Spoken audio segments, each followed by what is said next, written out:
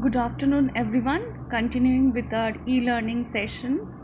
Now, today's topic is protective colloids. We have already read about the colloids in our previous classes. Although it is not included in our YouTube channel, I have covered it in my previous lecture classes in class, normal class, where when the situation was normal, and we will continue with a small topic, that is protective colloids.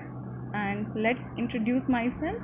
This is Dishari Datta, Assistant Professor, Bengal School of Technology, a College of Pharmacy, Chuchura. It is a NAC and NBA accredited college affiliated to PCI and AICT under McCourt University, West Bengal. Let's recapitulate some of the important definitions of this chapter, or the points which has to be covered while reading this chapter, which include first the colloid definition. The colloid definition is a mixture of substances which are microscopically dispersed in any media, which is also called as dispersed media, and the particles which are dispersed in this medium are called as dispersed phase. This dispersed phase has to be very small in size, hence it will be called as a colloidal dispersion. Then what are the types of colloid? Since this dispersion consists of two parts, that is dispersed phase and dispersed medium, depending upon the affinity of the dispersed phase with the dispersed medium, different types of colloid have been defined and the different properties has been studied. These include first the hydrophilic colloid, which have a very strong affinity for water when water is used as the solvent, and the hydrophobic colloid when the dispersed phase is not having any affinity for the dispersed medium or water when water is the solvent. And likewise, the amphiphilic colloids have both ends, that is hydrophobic or lyophobic and hydrophilic or lyophilic ends. Hence, this colloidal dispersions are mostly the protein dispersions in which the drug substances are mostly solubilized, hence it is a part of a solubilization technique. The properties of colloids are mainly the optical properties, the electrokinetic properties, kinetic properties, and other properties which make it different from other substances. The stability part of colloid is the most important criteria for any colloidal dispersion preparation, as the stability factor is mostly hampered in this colloidal dispersion. Mostly the dispersed phase gets precipitated, hence the stability gets hampered. So the stability factor has to be studied in details with respect to the zeta potential and the difference in zeta potential occurring when the electrolytes are added in small quantities and on continuous addition. The different interactions between the dispersed phase and dispersed medium when the lyophobic or the lyophilic dispersion has to be studied is been discussed in the class earlier, but I would also request you to study the part interaction before going through this video, as this may help you in understanding this part of the video or the protective colloids.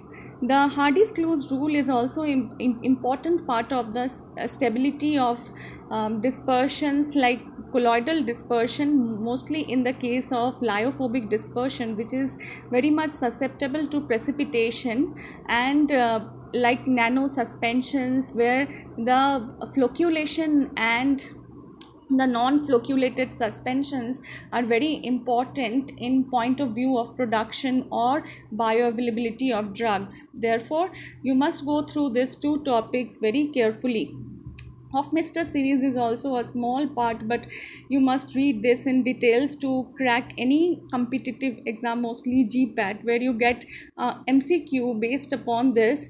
Only the compounds are given and the rule is not mentioned in there, and you have to find out which of the compounds cause precipitation, or the salting out or salting in effect of the compound. And hence this series is very important in point of view of any competitive exam. The protective colloids will be detailed in this video, so keep learning.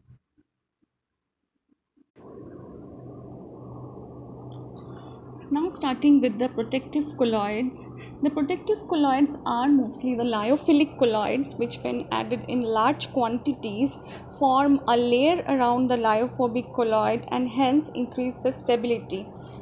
As we know, in the interaction part we have studied earlier that the lyophilic colloids, when added in small quantities, due to the difference in charge and the nature of the particles, the precipitation occurs.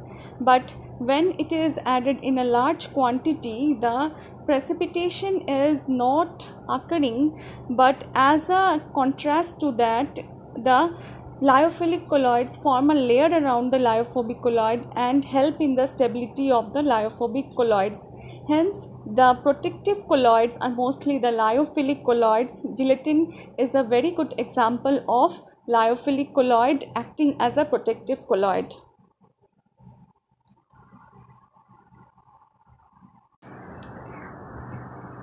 The mechanism of action may be defined as the lyophilic colloids have an affinity for the lyo or the solvent, and when the hydrophilic colloids are taken into consideration, then the water is the solvent, and hence when added in large quantities it form a layer around the lyophobic colloid which do not have affinity for the solvent or lyo.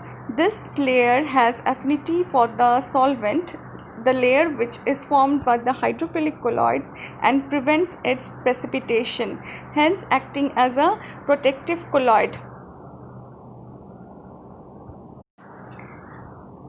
The important definition in any protective colloid is the gold number. It is a measure of the protective action of any hydrophilic colloid. As a comparative study, Gismonti introduced a scale of protective action for different protective colloids in terms of gold number. Then what is the gold number? The gold number is the weight of milligram of protective colloids, that may be a hydrophilic colloid, which prevents the coagulation of 10 ml of gold sol. A gold sol is a hydrophobic colloid, and the addition of 1 ml of 10% sodium chloride. The sodium chloride acts as an electrolyte which is introduced to induce the precipitation, and to check the protective action of any hydrophilic colloid, it is introduced into the 10 ml sol or the gold sol. Hence, you can measure the protective action of any hydrophilic colloid by using this method.